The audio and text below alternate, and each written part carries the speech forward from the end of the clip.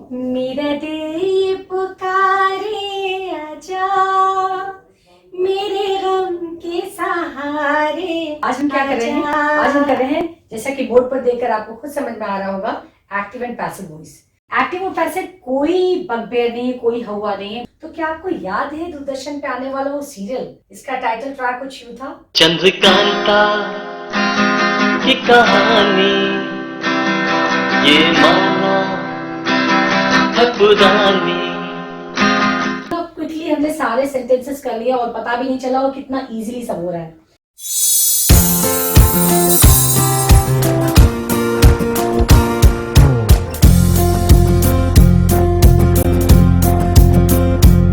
Welcome back to Gemified. आप सभी अपने बोर्ड एग्जाम्स में बहुत ही बिजी होंगे। हमें उम्मीद है कि आपकी प्रिपरेशन बहुत अच्छी चल रही होगी। आज आपकी प्रिपरेशन में कुछ और ऐड ऑन करने के लिए आज हमारे साथ आप जुड़िए। और आज हम क्या कर रहे हैं? आज हम कर रहे हैं, जैसा कि बोर्ड पर देखकर आपको खुद समझ में आ रहा होगा, एक्टिव एंड पैसिव वॉइस। तो आज हम करेंगे एक्टिव एंड पैसिव वॉइस और इससे रिलेटेड जितने भी आपकी कंफ्यूजन है उनको कोशिश करेंगे कि वो सभी सॉर्ट आउट हो जाए। तो आइए आज बात करते हैं इसके बेसिक कॉन्सेप्ट की, जिसे समझने के बाद आपके लिए एक्टिव पैसिव बच्चों का समझने की कोशिश करते हैं कि एक्टिव और पैसिव है क्या। एक्टिव और पैसिव कोई बगबेर नहीं है, कोई हवा नहीं है। Believe me, it's very easy. और सिर्फ मैं आपको इतना इजी और इतना मैजिकल वे में इसे समझाऊंगी कि आपको ये चीज बहुत इजी होने वाली है।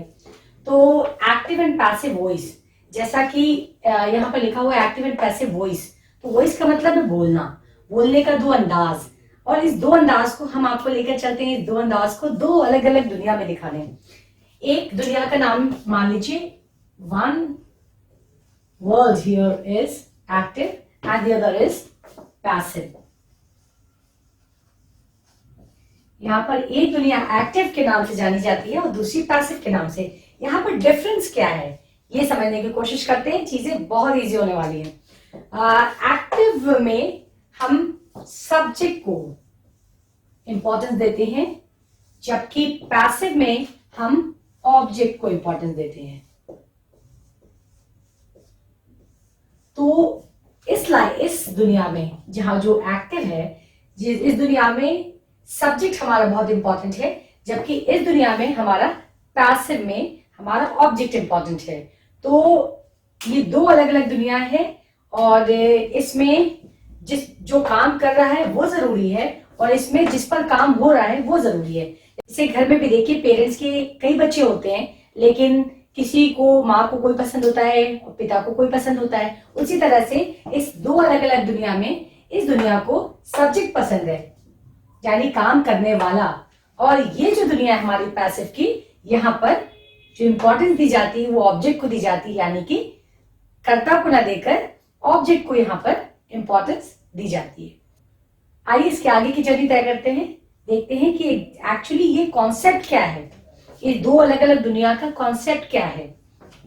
सबसे पहले आप समझिए कि सेंटेंस किन किन चीजों से मिलकर बनता है। तो बेसिकली सबसे ज्यादा जो जरूरी है वो क्या है? वो है subject plus verb plus object. Subject, verb plus object. और हमने देखा कि अगर इंपॉर्टेंट सब्जेक्ट है तो वो एक्टिव वॉइस हो जाएगा, अगर इंपॉर्टेंट ऑब्जेक्ट है तो वो पैसिव वॉइस हो जाएगा। ओके, तो सब्जेक्ट इंपॉर्टेंट है तो एक्टिव वॉइस और ऑब्जेक्ट इंपॉर्टेंट है तो पैसिव वॉइस। और ये जो वर्ब है, ये दोनों दुनिया में कॉमन है, यानी यहां भी रहेगा और ये यहां भी रहेगा। तो दोनों ही तरह से ऑब्जेक्ट हो चाहे सब्जेक्ट हो, सब्जेक्ट हो चाहे ऑब्जेक्ट हो, वर्ब हमारा कॉमन है। यहाँ पर एक ट्रिक मैं आपको बहुत इंपॉर्टेंटली दूंगी, क्योंकि कई बार क्या होता है, हमारे जो क्वेश्चंस आ रहे हैं आज कल यूपी बोर्ड में या और बोर्ड एग्जाम्स में, उसमें क्या होता है हमारे पास ऑप्शंस होते हैं। तो ऑप्शंस में आपको सीधे सीधे, अगर आपको पता है कि वर्ब की फॉर्म्स किस तरह से लगानी है, तो भी उस ट्रिक से आप सीधे सीधे क्वेश्चंस कर सकते हैं। अदरवाइज हम आपको पूरा एक्टिव पैसिव दिखाएंगे और कोई चीज छूटेगी नहीं कि आप सोचें कि आपको किसी और चीज की जरूरत है, आपको कहीं और देखना है, आपको कहीं और समझना है, आपको कुछ और पढ़ना है। ये वीडियो अपने आप में बिल्कुल कंप्लीट होगा।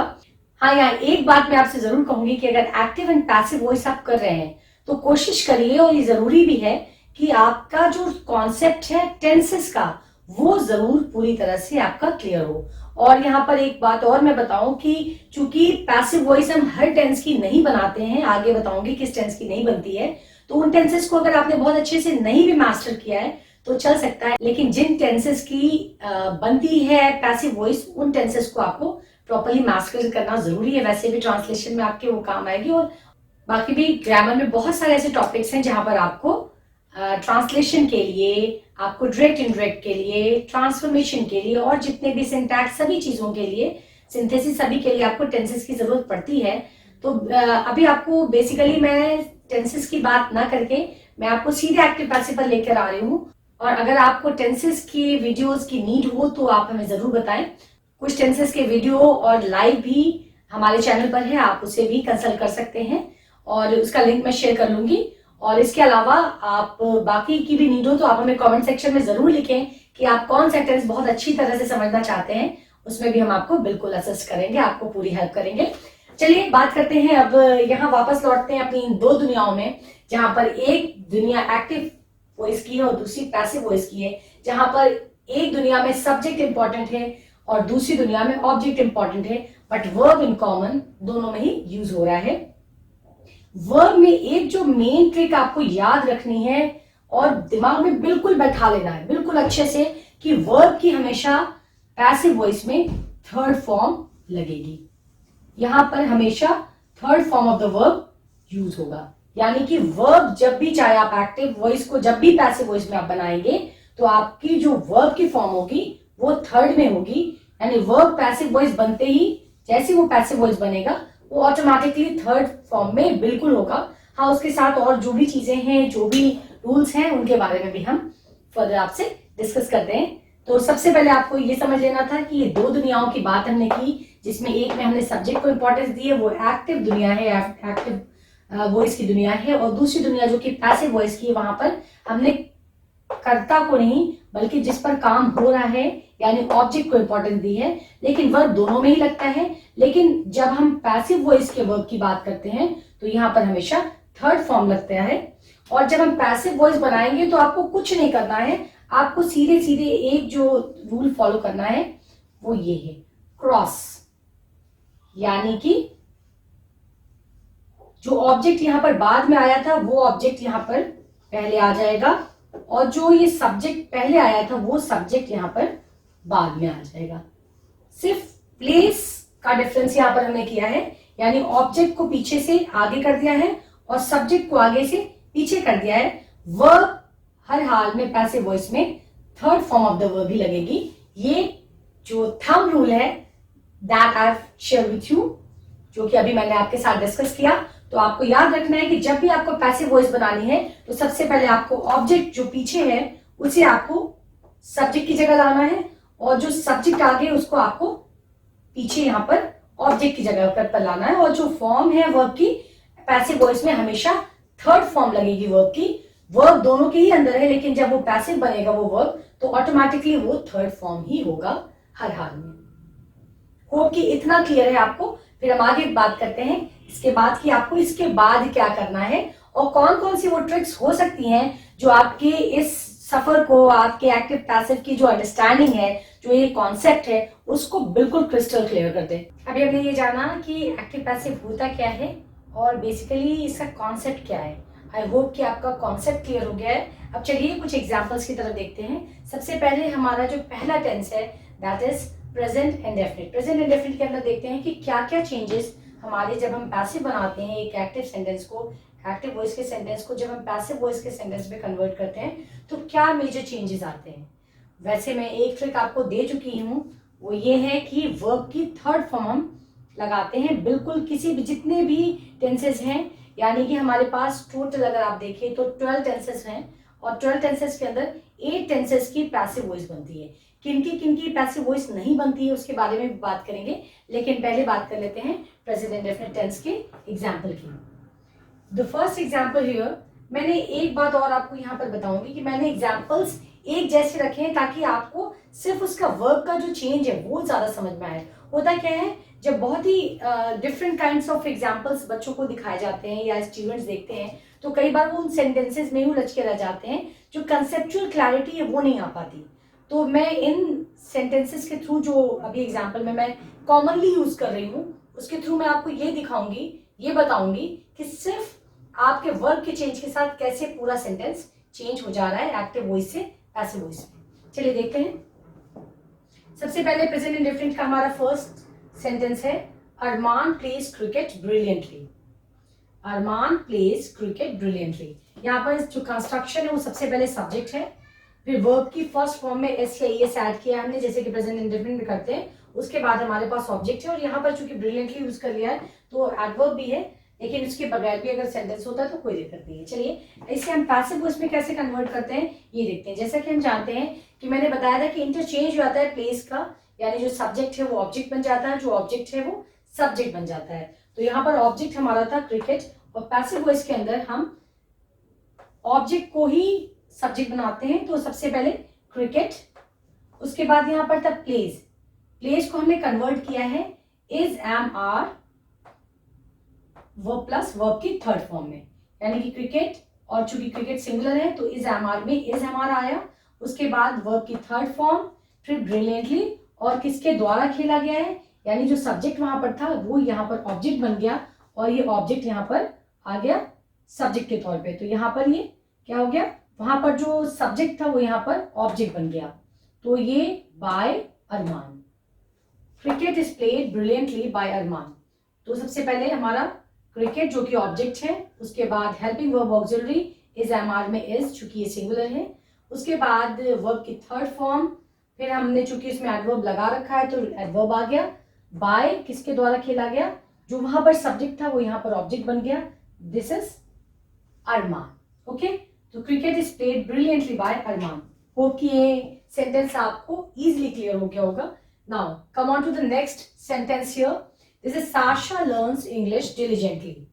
साशा लर्न्स, यहाँ पर भी देखिए चूंकि ये प्रेजेंट इंडेफिनिट का टेंस है तो यहाँ पर हमने वर्ब की फर्स्ट फॉर्म के साथ एस यहाँ ऐड किया हुआ है, यानी एक्टिव वॉइस में हमारे पास प्रेजेंट इंडेफिनिट का टेंस है। तो साशा लर्न्स इंग्लिश डिलिजेंटली।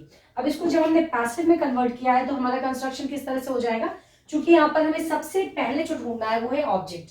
इस सेंटेंस के अंदर जो ऑब्जेक्ट है वो इंग्लिश है, तो इंग्लिश यहाँ पर हमारा सब्जेक्ट हो जाएगा पैसिव वॉइस के अंदर। जैसा कि मैंने कहा है कि जो पैसिव वॉइस की दुनिया है उसमें काम या जिस पर काम किया जा रहा है वो इंपॉर्टेंट है।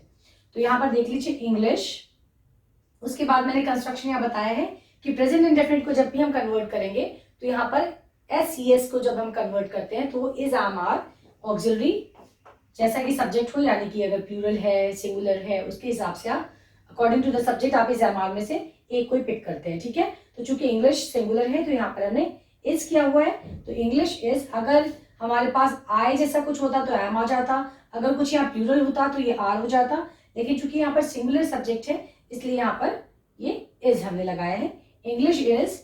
और वर्ब की थर्ड फॉर्म लगती है लर्न्ड डिलीजेंटली। डिलीजेंटली एक यहाँ पर एडवर्ब लगा रखा है हमने, तो उसकी कोई जरूरी नहीं कि वो हो ही सेंटेंस में। एंड देन बाय, बाय लगाना जरूरी है, किसके द्वारा किया गया, साशा के द्वारा। तो बाय, जो सब्जेक्ट यहाँ पर था साशा, साशा यहाँ पर ऑब्जेक्ट बन गई बाय साशा। होप कि ये क्लियर है। उसके बाद मेरे ख्याल से ये जो आपका प्रेजेंट इंडेफिनिट टेंस है ये बिल्कुल यहाँ पर क्लियर हो गया है। नेक्स्ट जो टेंसेस हैं उनके बारे में बात करेंगे। आइए बात करते हैं हम पास्ट इंडेफिनिट के कुछ एग्जांपल्स की।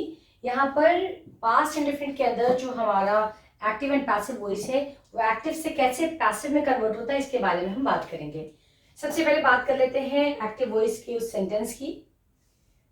Devaki Nandan Khatri authored the famous Hindi novel Chandrakanta, यानी कि देवकी नंदन खत्री जी ने लिखी है कौन सी, फेमस यानी कि प्रसिद्ध हिंदी नॉवल चंद्रकांता, यानी देवकी नंदन खत्री जी ने प्रसिद्ध नॉवल हिंदी नॉवल चंद्रकांता को लिखा है या उसकी रचना की है। अब अगर आपको बात करें देवकी नंदन खत्री जी की चंद्रकांता, तो क्या आपको याद है दूरदर्शन पे आने वाला वो सीरियल, इसका टाइटल ट्रैक कुछ यूं था, चंद्रकांता की कहानी ये माना है पुरानी, ये पुरानी होकर भी बड़ी लगती है सुहानी। जी हाँ सही, बिल्कुल सही। अब इसको जब हम पैसिव में कन्वर्ट करते हैं तो सबसे पहले जो हमें याद रखना है कि हमें सब्जेक्ट नहीं बल्कि ऑब्जेक्ट पे फोकस करना है सबसे पहले। तो हमारा ऑब्जेक्ट क्या है? The famous Hindi novel Chandrakanta. तो देखिए the famous Hindi novel Chandrakanta. उसके बाद चूंकि पास्ट में है, पास्ट इंडेफिनिट में हम क्या करते हैं? वर्ब की सेकेंड फॉर्म लगाते हैं अफर्मेटिव सेंटेंस के अंदर। यहाँ पर हम क्या कर रहे हैं कि चूंकि पास्ट में है तो इसका कंस्ट्रक्शन कुछ ऐसे हो जाएगा, वॉज। ये सिंगुलर है तो वॉज हो गया, अगर प्लूरल होता तो वर हो जाता। तो वॉज और थर्ड वर्ब की थर्ड फॉर्म, वर्ब की यहाँ पर थर्ड फॉर्म आपको दिख रही है, जो कि हमारा थंब रूल है। हमें हमेशा याद रखना है कि पैसिव किसी भी टेंस का बनेगा, वर्ब की हमेशा थर्ड फॉर्म आएगी। तो अब ये देखिए इसका फॉर्मेशन कैसे हुआ। ऑब्जेक्ट सबसे पहले, वहां से हमने सबसे पहले ऑब्जेक्ट लिया है, उसके बाद वॉज या वर जो भी एप्लीकेबल है, यानी सिंगुलर है तो वॉज लगेगा, प्लूरल है तो वर लगेगा।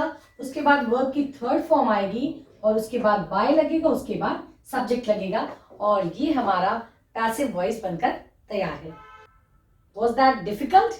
No, absolutely not. सिर्फ पास्ट इंडेफिनिट में आपको सीधे से ये याद रखना है कि was verb जो भी एप्लीकेबल है वो लगाइए और वर्ब की तो थर्ड फॉर्म सब में लगाना है। तो कितना इजी है, कुछ भी नहीं करना पड़ा हमें। ठीक है, आइए अब मैं आपको बहुत ही वाइब्रेंट एग्जांपल देती हूँ। लता Mangeshkar sang the famous Bollywood song मेरा दिल पुकारे आजा, मेरे गम के सहारे आजा, फीका फीका है समा ऐसे में है तू कहाँ, मेरा दिल पुकारे आजा। अरे अरे कहाँ चले गए? यहीं पर रहेगा, भी जाना नहीं है। ठीक है, हम यहाँ पर कर रहे थे पैसिव वॉइस, एक्टिव से पैसिव में हम कन्वर्ट कर रहे थे सेंटेंसेस को। यानी लता मंगेशकर, ये वाला एग्जांपल है, Lata Mangeshkar sang the famous Bollywood song मेरा दिल ये पुकारे आजा। अब इसे हम कैसे कन्वर्ट कर रहे हैं पैसिव वॉइस में, जरा देखिए। सबसे पहले हमें यहाँ पर क्या करना है, हमें लेना है ऑब्जेक्ट। ऑब्जेक्ट क्या है? द फेमस बॉलीवुड सॉन्ग मेरा दिल ये पुकारे आजा। तो यहाँ पर देखिए द फेमस बॉलीवुड सॉन्ग मेरा दिल ये पुकारे आजा।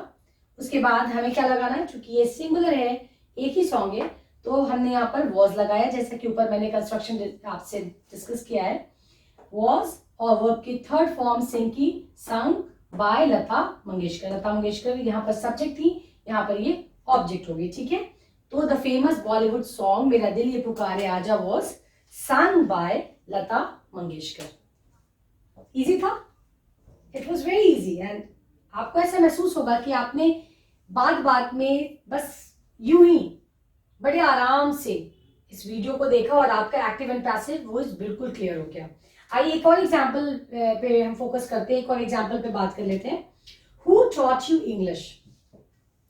Who taught you English?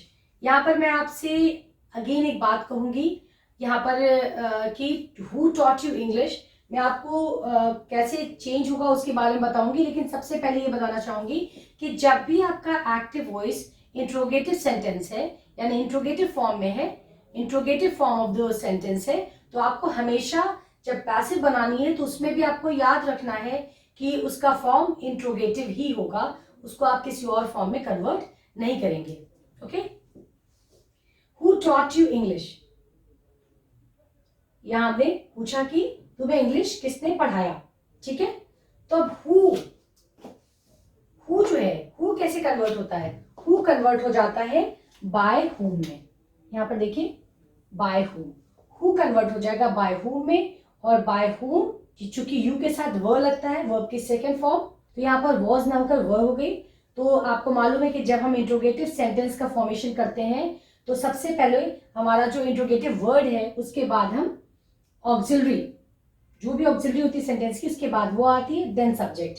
तो यहाँ पर हम क्या करेंगे, सबसे पहले बाय हुम, हु को हमने बाय हुम में कन्वर्ट किया, फिर वर्ब, यू वर्ब की बजाय वर यू, और वर्ब की थर्ड फॉर्म यहाँ पर, और इंग्लिश क्वेश्चन मार्क। तो भूलिएगा नहीं इस बात को कि कभी भी इंट्रोगेटिव सेंटेंस को आप किसी और फॉर्म ऑफ द सेंटेंस में कन्वर्ट नहीं करेंगे। नाउ उसके बाद हमारा नेक्स्ट एग्जांपल है, अरमान प्लेड क्रिकेट ब्रिलियंटली। अरमान प्लेड क्रिकेट ब्रिलियंटली। तो यहां पर भी हमने देखा कि जो हमारा सेंटेंस का फॉर्मेशन है पास्ट इंडेफिनिट में, वो सबसे पहले जैसा कि आपको मालूम है कि second form of the verb हम यहाँ पर लगती है, और ये पूरा सेंटेंस आपने देख लिया। अब जब हम इसको बनाएंगे पैसिव वॉइस, तो हम सबसे पहले इसमें ऑब्जेक्ट देखेंगे। ऑब्जेक्ट कहाँ है? ऑब्जेक्ट हमारा यहाँ है, यानी cricket. Cricket is the object. तो यहाँ पर देखिए क्रिकेट हमारा सब्जेक्ट बन गया, क्रिकेट। उसके बाद जैसा कि मैंने ऊपर बताया कि सिंगुलर में वॉज और प्लूरल में वर लगेगा। आंख बंद करके कुछ सोचना ही नहीं है, बस पास्ट इंडेफिनिट हमने देखा और हमें ये मालूम है कि सबसे पहले हमें ऑब्जेक्ट को उठाकर यहाँ पर रखना है, सब्जेक्ट बनाना है। उसके बाद जो ऑक्सिलरी है वो सब्जेक्ट के अकॉर्डिंग, अगर सिंगुलर है तो वॉज, प्लूरल है तो वर, और उसके बाद वर्ब की थर्ड फॉर्म, और यहाँ पर तो हमारे पास एडवर्ब भी है, अगर नहीं भी है तो कोई दिक्कत नहीं है। तो उसके बाद by and then the subject, जो वहां सब्जेक्ट था यहाँ पर ये ऑब्जेक्ट बन गया। ओके, तो क्रिकेट, यहाँ पर देखिए ये cricket was played brilliantly by Arman. Next and the last example here, ये देखिए लास्ट एग्जाम्पल यहाँ पर है, Sasha learnt English diligently. Sasha learnt English diligently. यहाँ पर हमने क्या किया? सबसे पहले हमने क्या किया है, यहाँ से ऑब्जेक्ट लिया है। ऑब्जेक्ट को हमने यहाँ लिया सब्जेक्ट की तरह से, तो इंग्लिश, और इंग्लिश इज सिंगुलर, तो यहाँ वॉज, और वर्ब की हमेशा थर्ड फॉर्म लगती है पैसिव वॉइस के अंदर, तो लर्न का थर्ड फॉर्म है लर्न्ड। तो English was learned diligently by Sasha. It's very easy as ABC। सिर्फ आपको कुछ बातों का ध्यान रखना है, वर्ब की थर्ड फॉर्म लगाना है, इंट्रोगेटिव सेंटेंस को इंट्रोगेटिव सेंटेंस में ही कन्वर्ट करना है, कुछ ऑक्सिलरीज हैं जिनका आपको ध्यान रखना है, और इसके अलावा वर्ब की थर्ड फॉर्म के साथ आपको सारे जो भी ऑक्सिलरीज हैं उनको ध्यान में रखते हुए सेंटेंस को क्लियरली कर देना है। सब्जेक्ट ऑब्जेक्ट को बस उसका प्लेस चेंज करना है, इंटरचेंज करना है, बाकी कुछ नहीं है पैसिव वॉइस में। It's really, believe me, it's very easy. And लोग कहते हैं कि एग्जाम के लिए प्रिपरेशन करो, एग्जाम में ऐसे क्वेश्चंस आएंगे। मैं कहती हूँ एग्जाम्स के लिए भी प्रिपेयर करो, बट लाइफ में भी एक्टिव पैसिव दोनों बहुत जरूरी है, क्योंकि दोनों तरह से हम बोलते हैं। कहीं हमारे सेंटेंस में, हमारी बातों में उस इंसान का, या जो करता है, जो कर रहा है, जो काम कर रहा है, उसकी कहीं इंपॉर्टेंस होती है, और कभी ऐसा भी होता है कि उस काम के बारे में या जिस पर काम हुआ उसके बारे में हम बताना चाहते हैं। तो दोनों ही फॉर्म में, हिंदी में जैसे हम दोनों तरह से बोलते हैं, उसी तरह से इंग्लिश में भी हमें दोनों तरह से सीखना है, कि एग्जाम के बाद भी हम रियल लाइफ स्ट्रक्चर में भी हम बिल्कुल फिट इन हो जाए, कहीं भी हमें कोई भी प्रॉब्लम ना हो, एग्जाम में भी अच्छे नंबरों से निकल जाए, बहुत अच्छे मार्क्स लेकर आए, और एग्जाम के बाद भी जहां भी रहे बिल्कुल कोई प्रॉब्लम नहीं। तो it's very practical, very easy. I hope कि दिस। आइए सबसे पहले बात करते हैं कि कौन कौन से वो टेंसेस हैं जिनकी हम पैसिव वॉइस नहीं बनाते हैं।